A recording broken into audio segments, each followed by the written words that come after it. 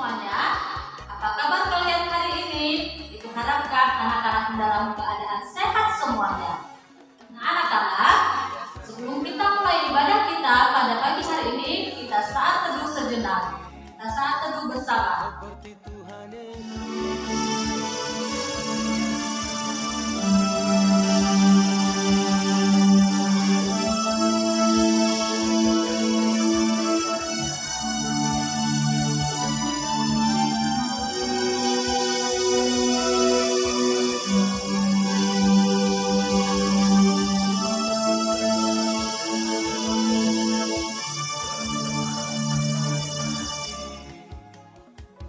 Kita angkat satu lagu pujian kita, oleh karena kemurahan Tuhan.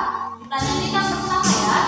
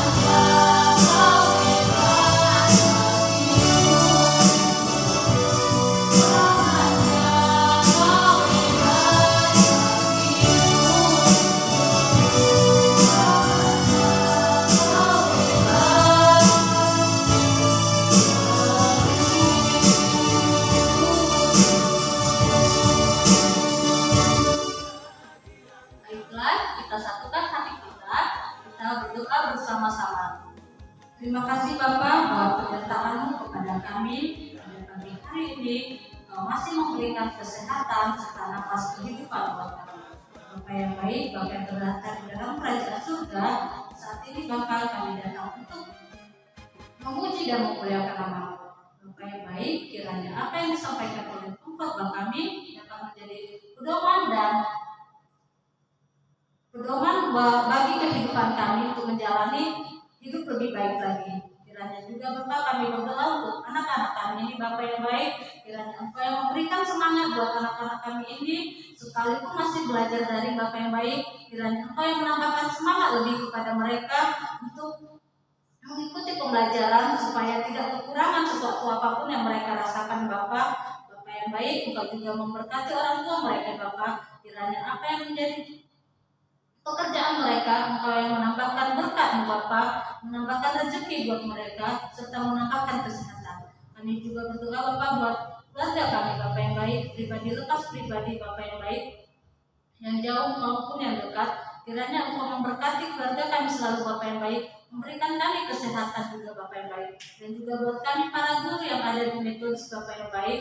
Kiranya Engkau yang memberikan kesehatan Bapak yang baik, Engkau bimbing kami untuk mendidik anak-anak ini menjadi penerus bangsa yang lebih baik lagi Bapak yang baik. Kiranya Bapak yang baik, Engkau juga yang menambahkan semangat dan kasih-Mu kepada kami. Kami juga Bapak berdoa buat Bapak pimpinan kami, Bapak Pendeta Haris Yadian. Kiranya Engkau yang berkati Bapak tersebut ya Bapak yang baik. Kiranya Engkau yang memulihkan Bapak Haris dan memberikan kebijaksanaan lebih lagi Bapak yang baik untuk memimpin sekolah kami menjadi lebih baik.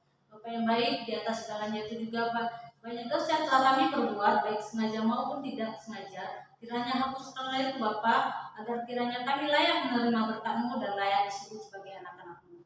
Bapak, inilah doa dapat kami sampaikan. Terima dan sempurnakan doa kami ini melalui nama anak-Mu Tuhan Yesus Kristus. Kami berdoa dan mengucap syukur. Terpuji dimuliakanlah nama-Mu kini hingga sepanjang masa. Amin.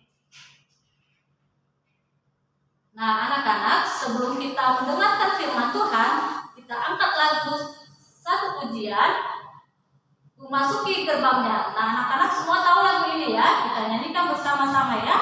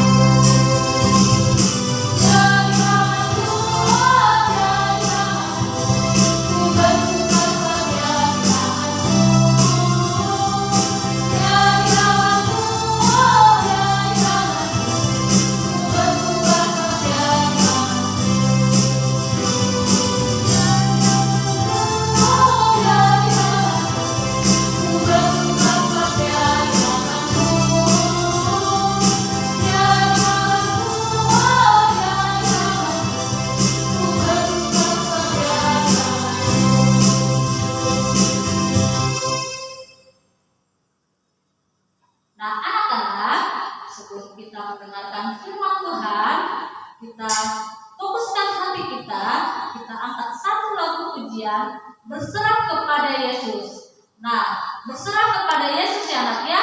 Segala sesuatunya harus kita serahkan kepada Tuhan. Kita angkat satu lagu pujian kita, berserah kepada Yesus.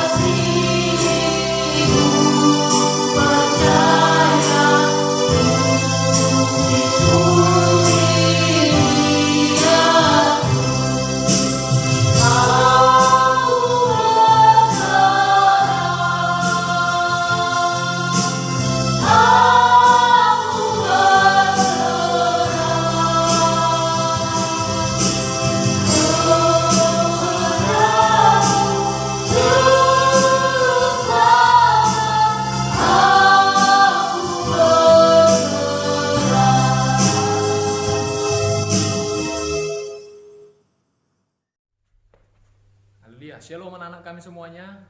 Sungguh luar biasa Tuhan memberkati kita sepanjang minggu. Dan kita telah mengangkat pujian untuk kemuliaan bagi nama Tuhan. Dan hari ini kita akan juga mendengar firman Tuhan yang akan menjadi kekuatan dalam kehidupan kita menjalani hidup ini. Tapi sebelum kita mendengar firman Tuhan, ada baiknya kita berdoa terlebih dahulu. Mari sama-sama kita berdoa. Tuhan Yesus yang baik, kami bersyukur buat kasih Tuhan dan hadirat Tuhan dalam kehidupan kami, di mana Tuhan terus menyertai kami dalam setiap langkah hidup kami, Tuhan. Kami bersyukur buat penyertaan Tuhan dan buat nafas kehidupan yang masih Tuhan berikan kepada kami dan waktu yang masih Tuhan berikan bagi kami untuk kami bisa menikmati hidup ini dalam naungannya Tuhan. Terima kasih Tuhan buat kehadirannya Tuhan melalui pujian yang telah kami naikkan. Karena pujian kami Tuhan menyenangkan hati Tuhan. Dan hari ini Tuhan kami akan bersama-sama belajar kebenaran firman Tuhan. Tuntun kami dan berilah Tuhan firman-Mu menjadi kekuatan bagi kami, menjadi pelita dalam kehidupan kami. Ada banyak tantangan yang kami alami dalam dunia ini Tuhan, tapi oleh firman-Mu akan mengajari kami, dan sampai pada akhirnya kami akan mengerti, bahkan kami menjadi pelaku-pelaku firman Tuhan. Berkati setiap anak-anak yang mendengar firman Tuhan ini Tuhan, bukan hamba-Mu yang menyampaikan firman Tuhan, Engkau memberkati. Terima kasih Tuhan, dalam nama Tuhan Yesus kami berdoa, haleluya, amin. Nah, anak-anak Bapak yang terkasih dalam nama Tuhan, di tengah-tengah keadaan dunia sekarang, mungkin anak-anak Bapak bahkan tantangan yang semakin banyak, persoalan yang semakin banyak, terutama mungkin anak-anak Bapak semakin hari mungkin semakin bosan dengan keadaan di mana kita harus terus tinggal di rumah dikarenakan kondisi Covid yang ada. Bahkan mungkin membuat kita harus berpikir panjang kalau untuk keluar rumah untuk melakukan sesuatu. Tapi pada hari ini ketakutan-ketakutan itu harus kita lawan dengan suatu yang namanya firman Tuhan. Kita berpegang teguh dalam firman Tuhan supaya menjadi hidup kita ini di tengah situasi apapun kita tidak perlu takut, karena kita selalu bersama dengan Tuhan. Penyertaan Allah selalu ada dalam kita. Nah, tema firman Tuhan hari ini adalah kunci sukses. Firman Tuhan yang akan mengajarkan kita bagaimana kita dalam kehidupan kita mengalami kesuksesan. Kita buka Alkitab kita dalam 1 Samuel pasal 17 ayat 40 sampai ayat yang ke-47. Sampai ayat 47 kita baca dulu. Nanti seterusnya kita akan bahas sampai ayat yang ke-58. Sekali lagi Bapak ulangi, 1 Samuel pasal 17 ayat 40 sampai ayat yang ke-47. Kita tidak akan baca ayat ini secara keseluruhan, tapi Bapak rindu akan membagikan firman Tuhan ini secara ayat per ayat supaya kita semakin paham dan semakin mengerti apa yang dimaksud dengan ini. Pasti pernah dengar cerita tentang Daud dengan Goliat. Nah, pada hari ini kita akan melihat si Daud yang berbadan kecil kok bisa sukses dalam menghadapi tantangannya si Goliat yang sangat besar. Kita baca di ayat yang ke-40. Sama-sama anak-anak Bapak semuanya buka Alkitabnya. Kita baca firman Tuhan ini. 1 Samuel pasal 17 ayat 40. Demikian firman Tuhan dari judul perikop, perkelahian Daud dengan Goliat. Lalu Daud mengambil tongkatnya di tangannya, dipilihnya dari dasar sungai 5 batu yang licin, dan ditaruhnya di dalam kantung gembala yang dibawanya, yakni tempat batu-batu. Sedang umbannya dipegangnya di tangannya. Demikianlah ia mendekati orang Filistin itu. Ayat 41. Orang Filistin itu kian dekat menghampiri Daud, dan di depannya orang yang membawa perisainya.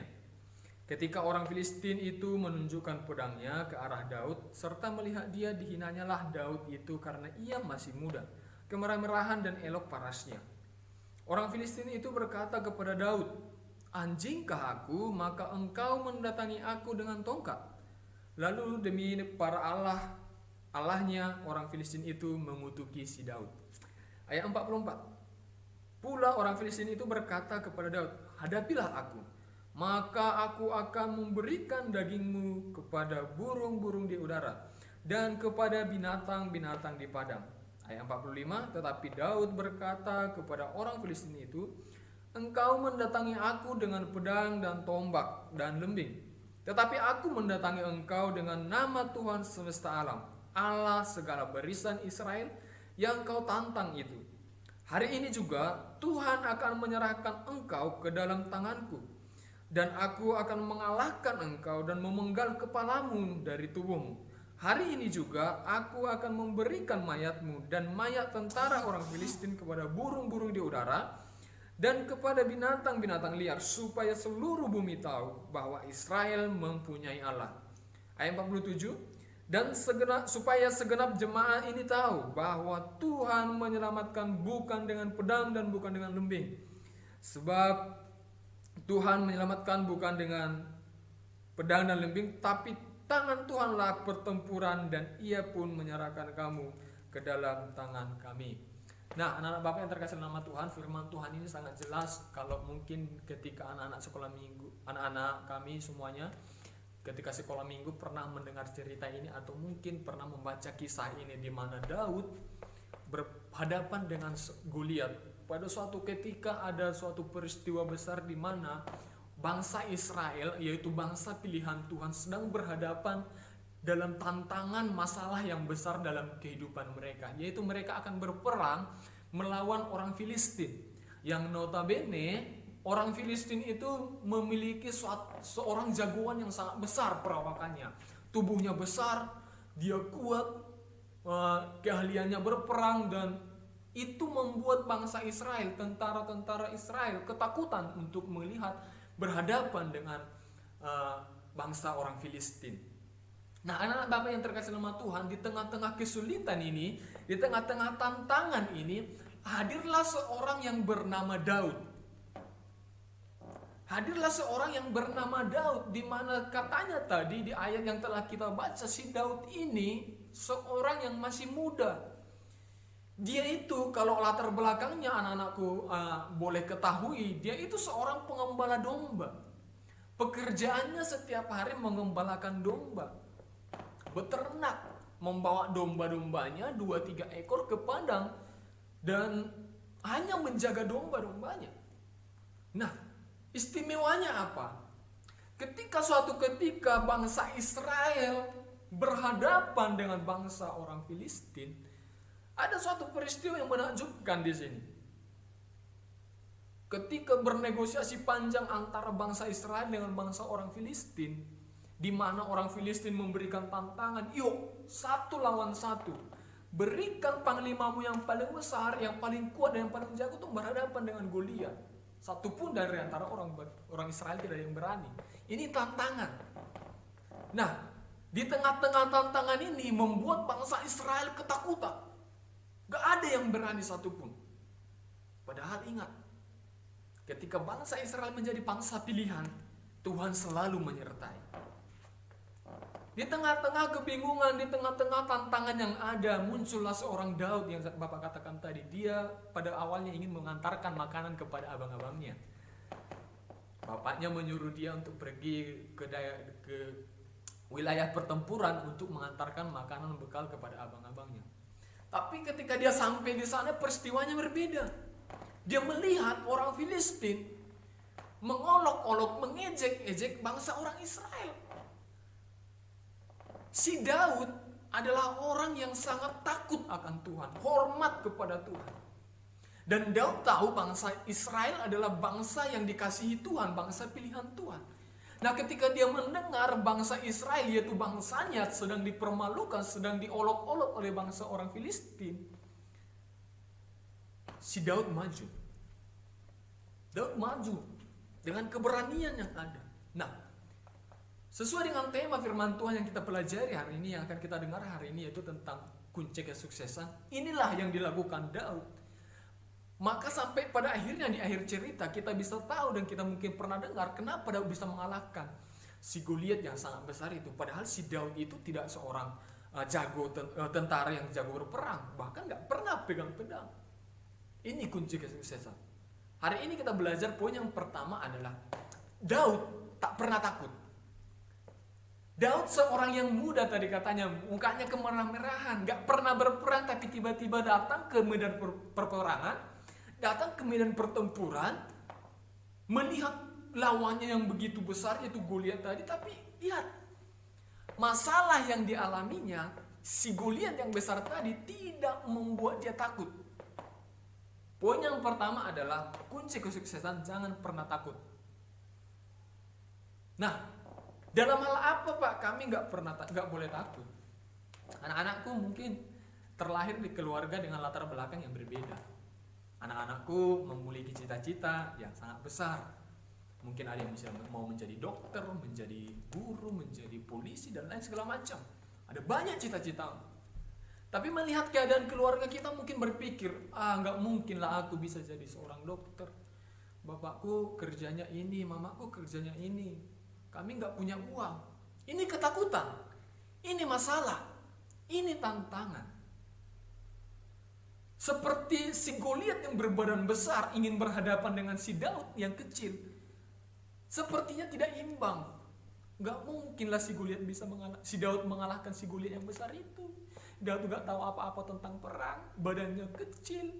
Sedangkan lawannya si Goliat itu badannya besar, sangat menguasai tentang peperangan. Tapi walaupun demikian, Daud gak pernah takut, katanya tadi di ayat yang kita baca tadi. Daud gak takut. Lalu Daud mengambil tongkatnya. Setelah peristiwa itu banyak cerita yang berjalan. Daud mengambil tongkatnya di tangannya.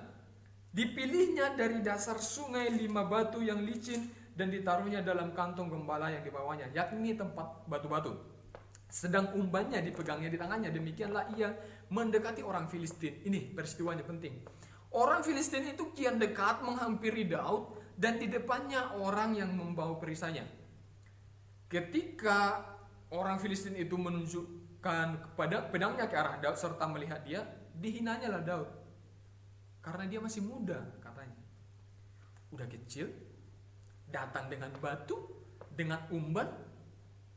Sedangkan si Goliat datang dengan pedang, dengan perisainya. Diejeklah si Daud ini. Anjing kah aku, kata si Goliat. Maka orang yang kecil ini, enggak tahu apa-apa ini datang kepada aku untuk melawan aku. Enggak ada kah orang yang lebih hebat daripada ini. Semakinlah si Goliat menakut-nakuti bangsa Israel. Tapi semakin si Goliat menakut-nakuti bangsa Israel, ingat, si Daudnya enggak gentar. Di ayat 44. Pula orang Filistin itu berkata kepada Daud, hadapilah aku, maka aku akan memberikan dagingmu kepada burung-burung di udara dan kepada binatang-binatang di padang. Makin ditakut-takuti. Si Goliat semakin menakut-nakuti si Daud dan bangsa Israel. Tapi lihat di ayat 45. Ini dia. Tetapi Daud berkata kepada orang Filistin itu, engkau mendatangi aku dengan pedang dan tombak dan lembing. Tetapi aku mendatangi engkau dengan nama Tuhan semesta alam, Allah segala barisan Israel yang kau tantang ini. Ketika si Goliat datang melecehkan, merendahkan si bangsa Israel dan si Daudnya, Daud gak takut, malah dia makin maju. Apapun kau katakan, aku tetap berkata, aku gak takut samamu. Sebab engkau datang dengan pedangmu, tapi aku datang dengan nama Tuhanku. Poin pertama, sekalipun dia diejek, dilecehkan, dia gak pernah takut. Sekalipun dia direndahkan, dia gak pernah takut. Nah, anak-anakku, pelajarannya bagi kita apa? Cita-citamu besar, harapanmu besar. Tapi engkau merasa bahwa hidupmu tidak bisa akan mendapatkan karena situasi keluargamu mungkin yang gak memungkinkan. Punya cita-cita tinggi tapi mungkin orang tua gak punya uang.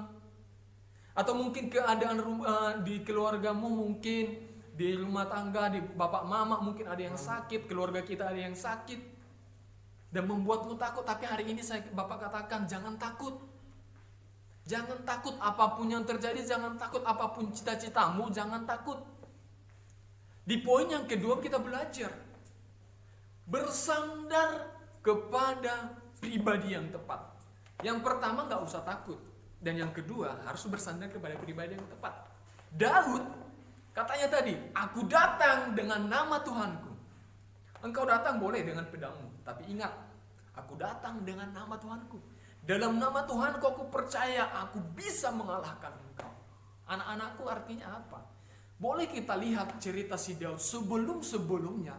Daud ini adalah orang yang sangat taat kepada Tuhan. Bahkan ketika dia menggembalakan domba-dombanya, tiap hari dia bernyanyi memuji Tuhan. Tiap hari dia mengagungkan nama Tuhan. Tiap hari dia menjalin hubungan dengan Tuhan, berdoa kepada Tuhan, mengangkat pujian kepada Tuhan. Nah, itulah yang membuat dia akhirnya tidak takut dengan apapun juga. Sampai kepada ketika dia harus berhadapan dengan binatang buas yang ingin memakan domba-dombanya, dia berani.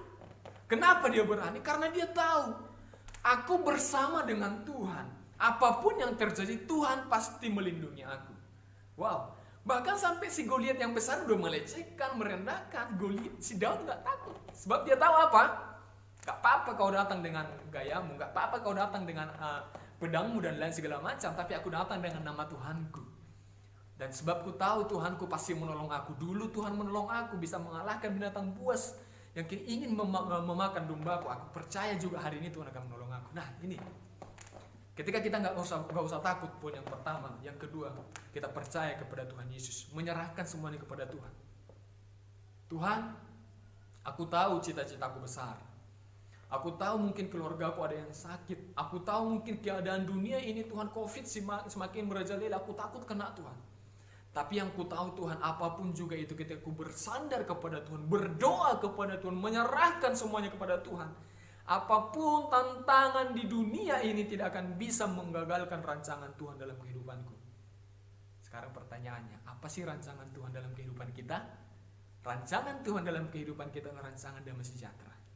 Di Efesus 2 ayat 10, nanti anak-anakku boleh baca, di bagian terakhir berkata demikian, Tuhan mempersiapkan suatu pekerjaan yang baik bagi kita. Artinya Tuhan selalu akan memberikan yang terbaik bagi kita. Lepas dari persoalan yang ada, COVID yang merajalela, COVID tidak akan bisa menghalangi kita mendapat berkat Tuhan. COVID tidak akan bisa menghalang-halangi kita, memberikan kita ketakutan untuk menghadapi dunia ini. Sebab kita tahu Tuhan selalu beserta kita. Satu teladan yang baik dari Daud ini adalah, yang pertama, nggak usah takut. Nah, bagaimana aku supaya nggak takut? Terus menjalin hubungan dengan Tuhan. Terus berdoa kepada Tuhan. Terus berserah kepada Tuhan. Makanya selalu dalam pembelajaran kita, selalu kita awali dengan doa. Selalu kita awali dengan mengucap syukur kepada Tuhan dan meminta pertolongan daripada Tuhan. Bukan hanya untuk sebatas rutinitas saja, enggak. Tapi itu menandakan kita tak bisa tanpa Tuhan. Nah, ketika kita bersama dengan Tuhan memulai segala sesuatu, kita percaya kita sanggup melakukannya. Nah, selanjutnya apa yang dikatakan? Kalau kita baca di ayat 48 sampai akhirnya 58, ini menceritakan bagaimana seorang Daud ketika dia datang dalam nama Tuhan, bukan hanya katanya aku percaya, aku nggak takut dan aku berserah kepada Tuhan. Nggak hanya di situ, nggak hanya berdoa, enggak. Tapi yang ketiga, poin yang nggak kalah pentingnya adalah melakukan tindakan yang benar. Yang ketiga, yang tidak kalah pentingnya adalah kita harus melakukan tindakan yang benar. Tindakan yang benar seperti apa, Pak? Daud percaya Tuhan akan memberikan kemenangan kepada dia. Nah, kalaulah contohnya Daud hanya berdoa dan hanya percaya saja, tapi tidak bertindak dengan mengambil batu tadi, mengayunkan ketapelnya tadi, mengayunkannya dan melemparkan batu kepada Goliat, apakah mungkin Goliat bisa terjatuh? Tidak. Tapi kita lihat Daud melakukan suatu tindakan. Dia percaya, dia nggak takut dan dia berdoa kepada Tuhan. Dia percaya Tuhan menolong. Dan akhirnya ketika dia percaya Tuhan menolong, dia lakukan suatu tindakan. Dilemparkannya batunya, akhirnya si Goliat tumbang. Nanti singkat ceritanya boleh anak-anakku baca. Ketika dia mengayunkannya dalam nama Yesus, dalam nama Tuhan Allahku yang hidup, matilah engkau Goliat. Makanya Goliat tumbang. Anak-anakku, cita-citamu besar. Harapanmu ke depan besar. Percaya kepada Tuhan, ya. Tapi ingat, gak hanya tinggal percaya, gak hanya berdoa, lakukan. Gak bakalan mungkin kau berdoa terus, cita-citamu jadi seorang dokter, mau sukses kemudian hari, sesuai tema kita. Mimpinya besar tapi gak pernah belajar. Mimpi tinggal mimpi. Percaya Tuhan menolong. Tapi katanya Tuhan menolong, selalu pikiran yang negatif. Selalu meragukan, ini perlu tindakan. Ketika kita percaya kepada Tuhan, perlu tindakan. Lain daripada kita nggak usah takut, kita berserah kepada Tuhan. Yang ketiga, perlu ada tindakan. Daud mengayunkan batunya, dilemparkannya. Kalau kita bisa selidiki, si Goliat itu pakai ketopong, pelindung kepala, pakai baju jirah, pakai perisai. Tidak akan mungkin lemparan batu saja bisa mematikan si Goliat. Tapi bagi Tuhan tiada yang tidak mungkin. Ketika kau percaya kepada Tuhan, apapun yang kau minta dalam Tuhan, hari depanmu yang punya cita-citamu, kau menjadi orang sukses. Kalau kau minta kepada Tuhan, apapun bisa terjadi. Tapi ingat, jangan hanya di situ. Lakukan. Orang bilang nggak mungkin lah bisa kena ketapelnya, lemparan batunya ke si Goliat. Kalau pun kena kan ada pakai baju zirah. Tunggu dulu. Ketika si Daud dengan percaya melembingkannya, Tuhan mengarahkannya tepat di jidat si Goliat. Tepat di jidat si Goliat dijatuhkannya. Ketika kena itu, boom, Goliat jatuh dan tumbang mati. Akhirnya seperti yang dikatakan dia dipenggalnya dan tubuhnya diberikan ke burung-burung. Wah, luar biasa bukan? Ini yang perlu kita teladani. Anak-anakku dalam situasi apapun gak perlu takut. Serahkan kepada Tuhan. Dan yang kedua, lakukan tindakan. Untuk cita-citamu menjadi orang yang sukses, belajar. Gak ada yang simple, gak ada yang gak hanya berdoa, tapi perlu berdoa dan terus lakukan tindakan. Makanya ada peribahasa berkata, orait labora, bekerja sambil berdoa. Kita kerjakan apa yang kita doakan apa yang kita kerjakan. Amin. Ini menjadi firman Tuhan sangat penting. Daud mengerjakannya. Kita harus belajar terus. Aku tahu COVID ini ada banyak di mana-mana. Kata Pak Nenggolan, udah jangan takut sama COVID. Berdoa sama Tuhan. Nanti kalau udah dong, bebas kemana-mana, lakukan ini tuh. Tunggu dulu. Walaupun kita nggak usah takut, kita percaya sama Tuhan, Tuhan melindungi, tetap harus dijaga. Jangan konyol, udah tahu api, jangan main api. Yang ada apa? Terbakar. Udah tahu panas, jangan main panas. Kalau kita mainkan, kita yang kena. Ini pelajaran penting, anak-anak. Sampai kepada kita mengerjakan apa yang kita percaya. Tuhan, aku mau jadi dokter nanti. Aku tahu orang tuaku gak mampu, gak ada uangnya, tapi aku mau jadi dokter. Aku percaya Tuhan pasti menolong. Ya, Tuhan pasti menolong. Nah, apa yang harus kita lakukan? Kita udah percaya Tuhan menolong. Yang kedua, kita harus belajar sungguh-sungguh. Mama, bapak gak punya uang, tapi karena kita belajar sungguh-sungguh, Tuhan akan menggerakkan orang-orang yang punya uang akan memberkati kita. Mungkin anak-anakku punya prestasi. Orang akan melihat, pintar kali anak ini. Sayang kalau sampai sekolah, aku akan biayai kau sekolah.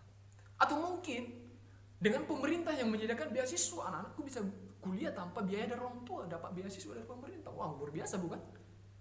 Ini dia kunci sukses tadi. Harus kita kerjakan. Daud yang kecil, yang diremehkan, yang gak tahu berperang, bisa mengalahkan Goliat yang serba bisa. Itu karena apa? Satu, gak usah ragu dengan apa yang dimilikinya. Yang kedua, serahkan sama Tuhan.